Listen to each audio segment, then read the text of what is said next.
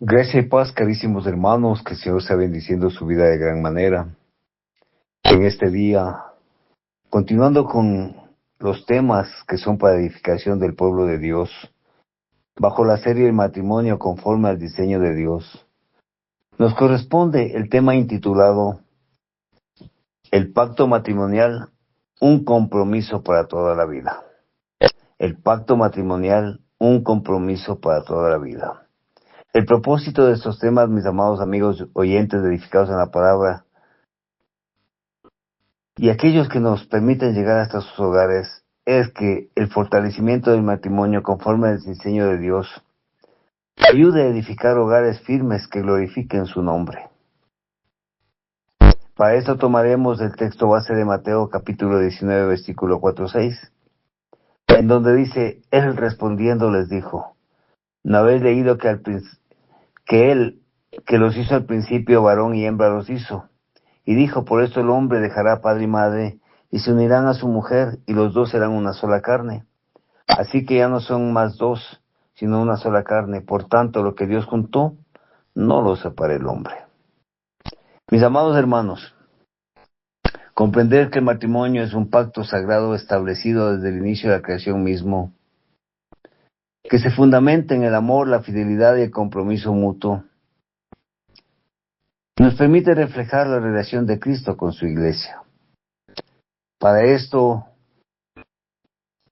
es necesario que pongamos un tiempo de oración por nuestro matrimonio, por nuestra familia, nuestra esposa especialmente, para que Dios sea el centro en este tiempo, el centro de nuestro hogar, de nuestro matrimonio. Ahí donde está, acompáñenme a orar juntos. Amado Padre eterno, Señor, tú que moras en las alturas, en esta mañana venimos ante tu presencia con corazón fortalecido en tu palabra, Señor, sabiendo que tú haces las cosas perfectas cada día, sabiendo que tú nos levantas, redarguyes, Señor, y que hemos sido llamados a dejar el hogar de nuestros padres para juntarnos a aquella mujer que tú nos diste y ser una sola carne. Hoy ya no somos dos, somos un solo cuerpo en tu presencia, Señor. Por eso oramos por los matrimonios de este tiempo, para que la fidelidad sea el baluarte principal dentro del hogar, para que aprendamos a cuidar el corazón de nuestra cónyuge y que las acciones y las palabras den verdadero testimonio de a quién estamos sirviendo, Señor. Concédenos sabiduría, fortaleza, mientras buscamos tu dirección. Ayúdanos a permanecer en ti a través de tu Hijo. Padre, gracias por el privilegio que nos das de este tema, por ese andar, esa relación que los esposos debemos tener mutuamente. Queremos ser ese matrimonio que honra tu palabra, que se convierte en un testimonio lleno de integridad, en el cual nuestros hijos puedan reflejar tu gracia y tu misericordia. Gracias, Padre, por todo lo que nos das en esta noche. Oramos en los méritos de aquel varón perfecto, de nuestro Señor Jesucristo. Amén y amén. Mis amados hermanos, edificados y amigos oyentes, el pacto matrimonial, un compromiso para toda la vida. Reitero, el texto bíblico base es Mateo capítulo 19, versículo 4-6. Él respondiendo les dijo: ¿no habéis leído que el que los hizo al principio varón y hembra los hizo? Y dijo: por esto el hombre dejará padre y madre, y se unirá a su mujer, y los dos serán una sola carne. Así que no son ya más dos, sino una sola carne. Por tanto, lo que Dios juntó, no lo separa el hombre. Vivimos en una sociedad en donde hemos dejado de lado el fundamento principal, que es la fidelidad y el compromiso mutuo, en donde debemos reflejar la relación con Cristo. Y sin embargo, esta sociedad en la cual nos desenvolvemos no permite, mis hermanos, que el verdadero amor fluya en los matrimonios. Las relaciones hoy en día se construyen sobre la idea de mientras funcione, permaneceremos juntos. Cuando deje de funcionar, nos separamos. Otros, en cambio, manifiestan: vamos a probar qué tal nos va.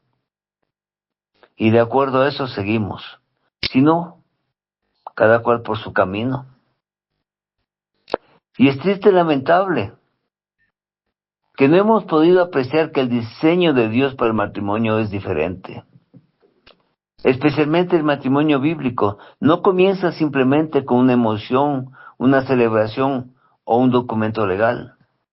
Comienza con un pacto, un contrato establecido, cuyas condiciones se establecen como un compromiso a cumplir por parte de los dos. En este contrato se puede preguntar: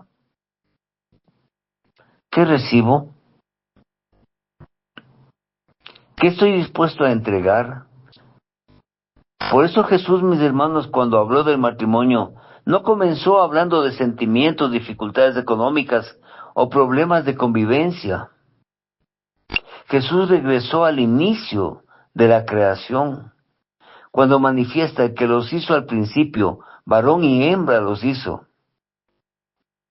Es ahí cuando el maestro de Galilea nos recuerda que para comprender correctamente el matrimonio, debemos regresar al diseño de su autor, de Jehová de los ejércitos. Porque el matrimonio le pertenece al Creador de la humanidad. Y cuando entendemos que el matrimonio es un pacto delante de Dios, cambia nuestra manera de amar, perdonar, nuestra manera de permanecer, servir, y sobre todo nuestra manera de enfrentar las dificultades como un verdadero matrimonio cristiano. Por eso, mis hermanos, enfrentar las dificultades conlleva entender que el matrimonio es un pacto establecido por Dios. Es un pacto que en la humanidad mismo, ya el libro de Génesis, capítulo 2, versículo 18, se nos habla. Cuando se nos dice: no es bueno que el hombre esté solo, le haré ayuda idónea para él. En otras palabras, la esposa que tú tienes es el regalo de Dios que Él considera es la adecuada para ti.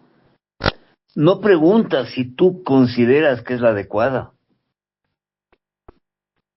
Dios mismo considera que esa mujer que te dio, que nos dio, es la adecuada para nosotros, que la necesitamos a nuestro lado para que juntos podamos edificar la casa. Y en Génesis 2:24 la palabra nos dice: por tanto, no dejará el hombre a su padre, dejará el hombre a su padre y su madre, y se unirá a su mujer, y serán una sola carne. Qué interesante y qué importante este versículo bíblico, mis hermanos. Y hago énfasis: por tanto dejará el hombre a su padre y a su madre, y se unirá a su mujer, y serán una sola carne. Este versículo, Génesis 2:24, nos presenta tres bases fundamentales para analizar. Primero, dejar. Segundo, unirse. Y el tercer aspecto es ser una sola carne. ¿Pero qué significa dejar, mis hermanos? No significa abandonar a los padres ni dejar de honrarlos. Significa establecer una nueva prioridad familiar. El matrimonio requiere madurez para formar un nuevo hogar y tomar decisiones como pareja. Unirse. La palabra por sí misma expresa una unión firme, permanente, comprometida. Y a eso está llamado el matrimonio. No debe estar sostenido únicamente por sentimientos o por emociones pasajeras. ya que estos cambian y fluctúan constantemente. Debe estar centrada, mis hermanos, en la palabra de Dios, en convicciones, para que el pacto permanezca para siempre. Y tercer aspecto, ser una sola carne. Dios nos diseñó el matrimonio para que dos personas simplemente vivan bajo el mismo techo. Lo diseñó para que construyan una vida juntos, una visión, una familia, un propósito, una fe, una casa fundamentada en Dios. Para eso diseñó Dios el matrimonio. En el libro de Malaquías, capítulo 2, versículo 14, nos ayuda a entender mejor, cuando dice: Jehová ha atestiguado entre ti y la mujer de tu juventud, contra la cual has sido desleal, siendo ella tu compañera y la mujer de tu pacto. Qué hermosa es la palabra de Dios, que nos enseña, nos exhorta a crecer en sus promesas cada día. Este texto es poderoso porque presenta a la esposa como compañera ideal, idónea, como la ayuda especial que Dios entregó al varón. Y también presenta al matrimonio como parte importante de ese pacto, es decir, es el mismo pacto. Por tanto, el esposo y la esposa deben recordar que no estamos juntos solamente porque nos amamos, estamos juntos porque hicimos un pacto delante de Dios. Y el amor permite que nosotros podamos seguir tomados de la mano del Señor, mostrando fidelidad, fortaleciendo el pacto matrimonial. Por eso, mis hermanos, la fidelidad no consiste únicamente en evitar una pseudo paz física o cumplimiento con el cónyuge. La fidelidad comienza en el corazón, incluye nuestros pensamientos, palabras, decisiones, nuestras conversaciones y acciones. Ahí empieza la fidelidad. Y Proverbios 5:18 nos enseña cuando dice: sea bendito tu manantial y alégrate con la mujer de tu juventud. Por eso la Biblia presenta la fidelidad matrimonial como una fuente de bendición. En Hebreos capítulo 13, versículo 4 dice: honroso sea en todos el matrimonio y el hecho sin mancilla. Y el hecho sin mancilla, pues que Dios considera el matrimonio como lo más honorable que puede haber. Por eso debemos protegerlo, especialmente la familia que está basada en el principio de Dios. La fidelidad, mis hermanos, significa ser leales aun cuando nadie nos esté mirando. Y es cuando prevalece uno de los atributos de Dios, que son omnipresentes, que son omniscientes. Es decir, que Dios escudriña el corazón de los cónyuges, que Dios mira las acciones de los cónyuges, por más escondidos que estos busquen hacer aquellas cosas que son indebidas delante de Dios. La fidelidad significa cuidar el corazón, evitar relaciones que puedan destruir la confianza, hablar con respeto mutuo entre esposos, cumplir las promesas, no exponer públicamente las debilidades del cónyuge, proteger la intimidad matrimonial. Eso significa la fidelidad, mis hermanos. Y muchas veces como parejas no cumplimos en la parte final, que dice no exponer públicamente las debilidades del cónyuge. Permitimos que la gente opine sobre nuestro cónyuge y no lo defendemos. Es una manera de también nosotros atacar a nuestra pareja, a nuestro esposo, a nuestra esposa. Otro de los aspectos necesarios dentro de la vida matrimonial es ser transparente, aprender a perdonar y pedir perdón. Proverbios 4:23 nos dice: sobre toda cosa guardada, guarda tu corazón, porque de él mana la vida.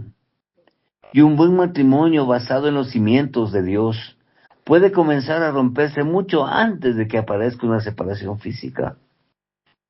Puede comenzar cuando se pierde la comunicación, cuando desaparece el respeto, cuando crece el resentimiento, o cuando alguien comienza a entregar emocionalmente a otra persona lo que corresponde cuidar dentro del matrimonio. La fidelidad protege lo que Dios llamó santos. La fidelidad protege lo que Dios llamó santo, mis hermanos. Por eso debemos hablar con respeto, con transparencia, mis hermanos. Porque solamente así podremos permanecer unidos en medio de las pruebas, en medio de las angustias, necesidades y vicisitudes. Porque todo matrimonio vamos a enfrentar momentos duros, difíciles. Vamos a enfrentar momentos de enfermedades, dificultades económicas, diferencias de carácter, pérdidas emocionales, cansancio físico, mental, responsabilidades familiares y temporadas de presión. Pero las dificultades no significan necesariamente que el pacto haya sido terminado. Y Eclesiastés capítulo 4, versículos 9 al 10, nos exhorta de mejor manera cuando dice, mejores son dos que uno porque tienen mejor paga que su trabajo. Si el uno cae, el otro lo levanta. Qué hermosa imagen del matrimonio, mis hermanos, juntos los cónyuges levantándose mutuamente, o no permitiendo caerse, porque el otro debe ayudar a levantarlo, no a hacer leña del árbol caído. Y lastimosamente en las sociedades actuales, cuando uno de los cónyuges cae, el otro tiende a hacer leña del árbol caído, o en su defecto, lo abandona, sin importar en la condición que el otro cónyuge se encuentre. Cuando uno está débil, mi hermano, el otro le fortalece. Cuando uno llora, el otro acompaña y consuela.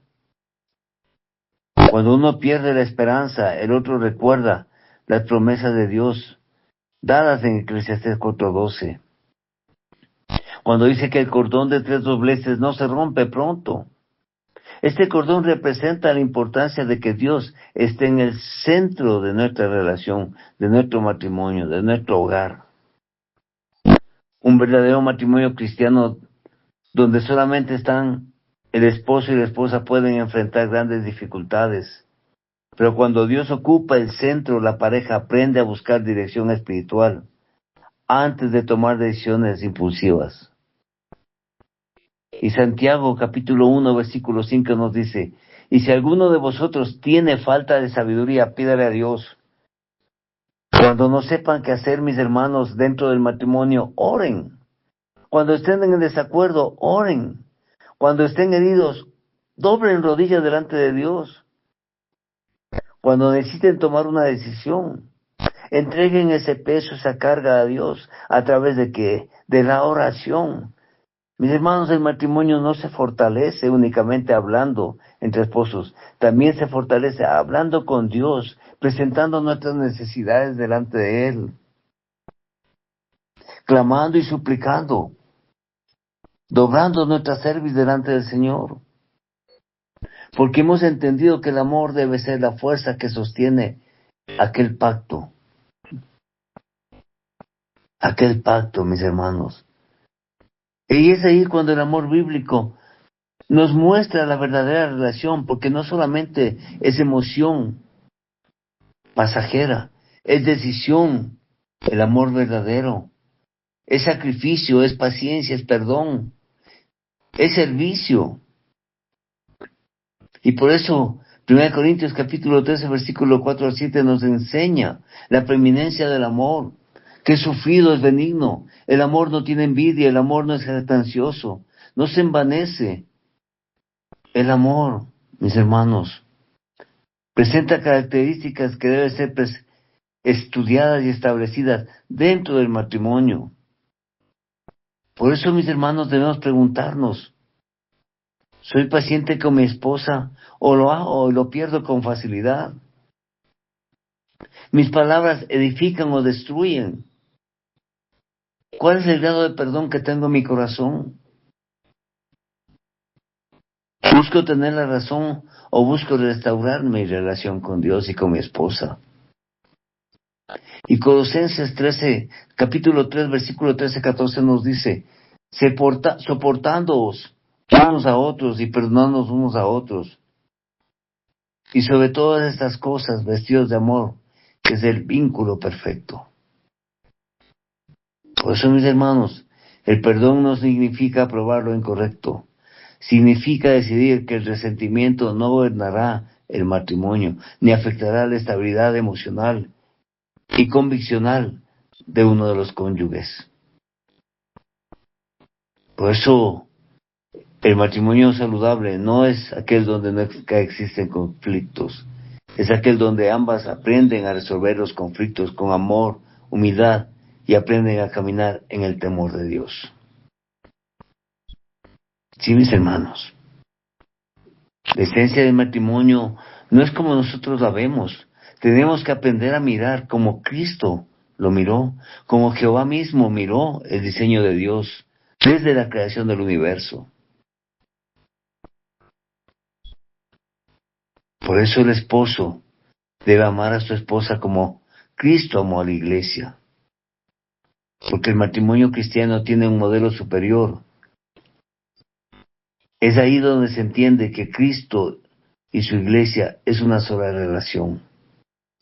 Cuando nos dice, maridos, amad a vuestras mujeres, así como Cristo amó a la iglesia y se entregó a sí mismo por ella.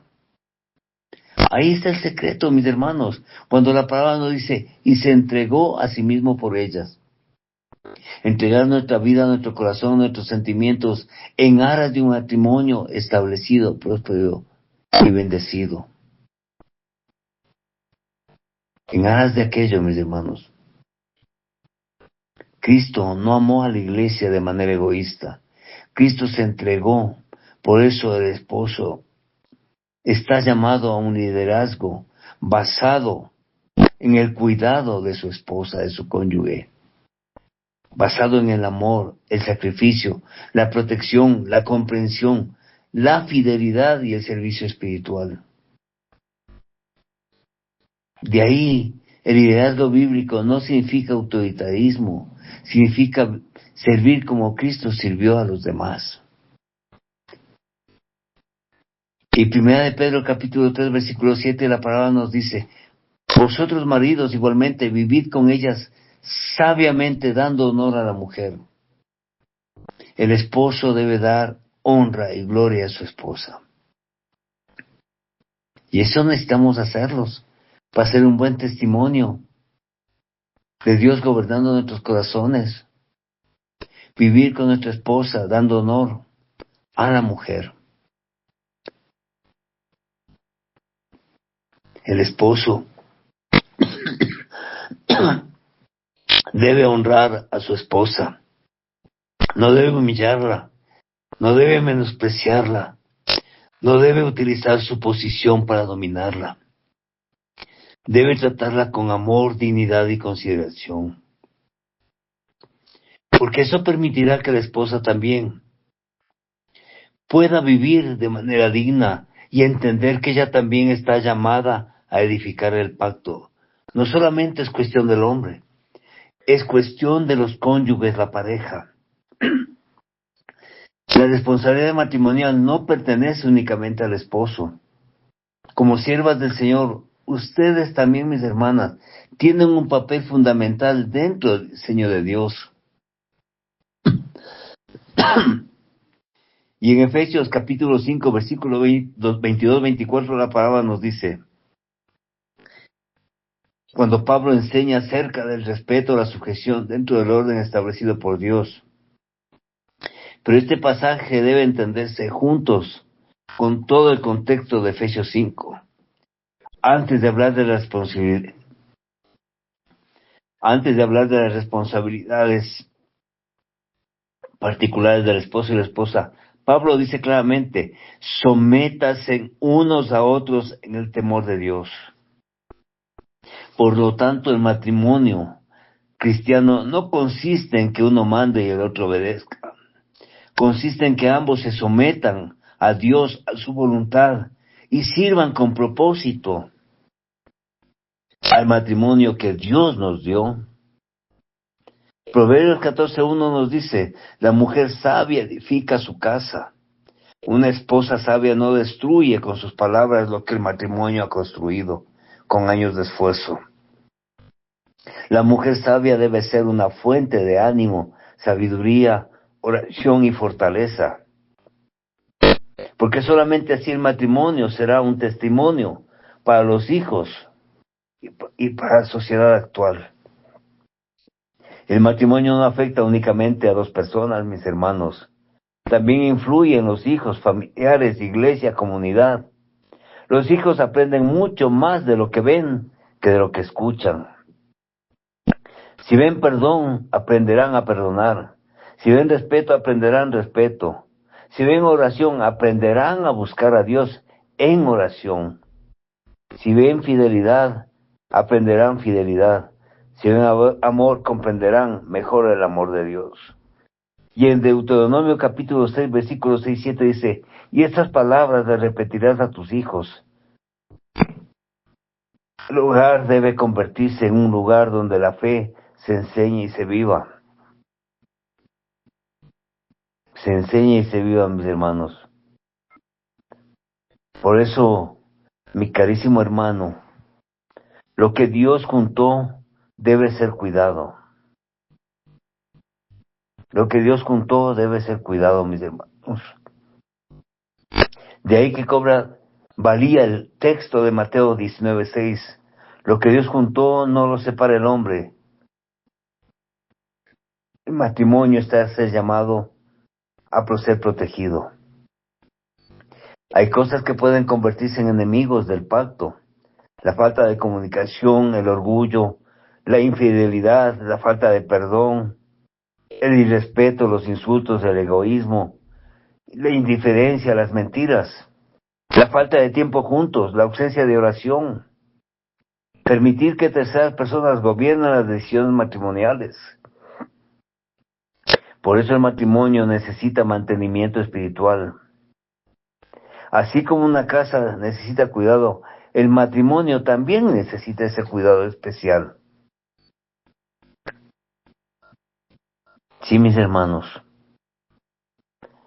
Lo que no se cuida se deteriora o se pierde. El amor necesita atención. El cónyuge necesita una buena comunicación, tiempo, confianza, transparencia. El cónyuge necesita la intimidad dada por Dios y la vida espiritual. Por eso, carísimos hermanos, el matrimonio es más que una relación, es un pacto. Y Dios es el testigo de ese compromiso, hecho por cada uno de nosotros a nuestra cónyuge. Por eso no debemos tratar el matrimonio como algo descartable, entendiendo que el verdadero amor se demuestra en la fidelidad. No basta con decir te amo, hay que demostrarlo con decisiones, respeto, paciencia, sacrificio y lealtad. Las dificultades no deben convertirse automáticamente en motivo de separación. Antes de tomar decisiones impulsivas, debemos buscar a Dios, buscar sabiduría, dialogar con Él y procurar restauración en nuestro matrimonio. El matrimonio necesita a Cristo en el centro. Dos personas pueden amarse profundamente, pero necesitan una dirección superior. Y Cristo debe ser ese fundamento en el cual el hogar centra su confianza y su base.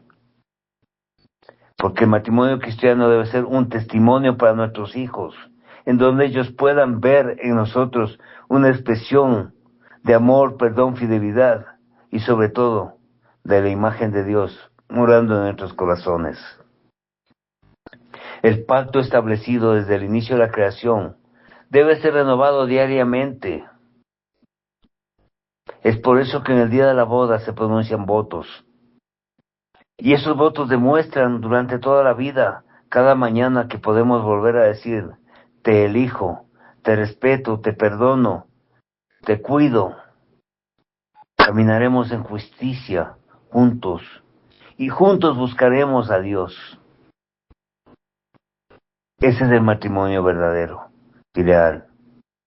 Mis amados hermanos, como recomendaciones para cuidar el pacto matrimonial, solo me atreveré a decir que debemos orar juntos. No permitamos que pase una semana sin dedicar tiempo específico a buscar a Dios como esposos. Debemos también aprender a hablar antes que el problema crezca. No acumulemos resentimientos. Una conversación sincera puede evitar una gran crisis. Aprendamos a pedir perdón como cónyuges. No esperemos siempre que el otro dé el primer paso, ya que hemos entendido que la humildad puede salvar y sanar muchas heridas. Protejamos nuestro corazón de la infidelidad. Abracémosles con fidelidad, no juguemos con situaciones que pueden poner en riesgo la confianza matrimonial. Pongamos límites saludables en nuestras relaciones con otras personas. Tengamos el tiempo necesario de calidad que nos permita el trabajo, los hijos, la responsabilidad o la tecnología, a fin de que esto no elimine el tiempo con nuestra pareja, con nuestro cónyuge. Hablemos también palabras que edifiquen el corazón de nuestra esposa. En Proverbios 18:21 la palabra nos recuerda el poder de nuestras palabras, cómo ésta puede ayudar a levantar o destruir a un simpatizante. Es por eso que no debemos exponer innecesariamente nuestros problemas matrimoniales delante de otros, sino más bien buscar consejo de personas maduras en la fe y espiritualmente estables, que sean confiables cuando sea necesario. No debemos convertir las dificultades del hogar en un espectáculo público. Recordemos que por qué comenzaron.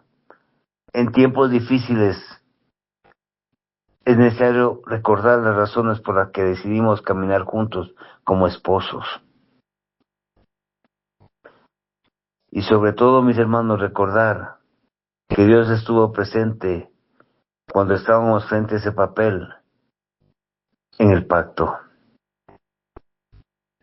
Yo les invito a que cada uno de nosotros aprendamos a poner a Cristo en el centro de nuestro corazón, en el centro de nuestro hogar. Ahí donde está. Vamos juntos a orar por nuestros matrimonios. También aprender a leer diariamente, a meditar en la palabra de Dios, a congregarnos, a servir. Y sobre todo, a que permitamos que la fe no sea solamente una actividad individual, sino parte de la vida matrimonial. Por eso nunca debemos dejar de mostrar el amor a nuestro cónyuge. Un abrazo, una palabra de agradecimiento, un te amo, un perdóname, un estoy contigo, vamos a orar. Son pequeñas acciones que pueden fortalecer profundamente el pacto con Dios. Y como último, mis hermanos, como un llamado final, hoy Dios nos recuerda que el matrimonio no debe ser tratado como algo temporal, es un pacto. Quizás existen matrimonios que están atravesando dificultades.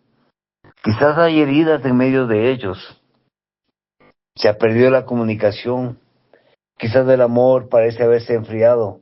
Pero mientras haya disposición para buscar a Dios, todavía hay esperanza de restauración en los matrimonios. Hoy el Señor, mis hermanos, nos llama a los cónyuges a regresar al fundamento de la fe. Regresar a Cristo, al amor, al perdón, a la fidelidad, a la oración, al compromiso. Hoy el Señor está llamando como esposos, temerosos de Dios. Sí, mis hermanos.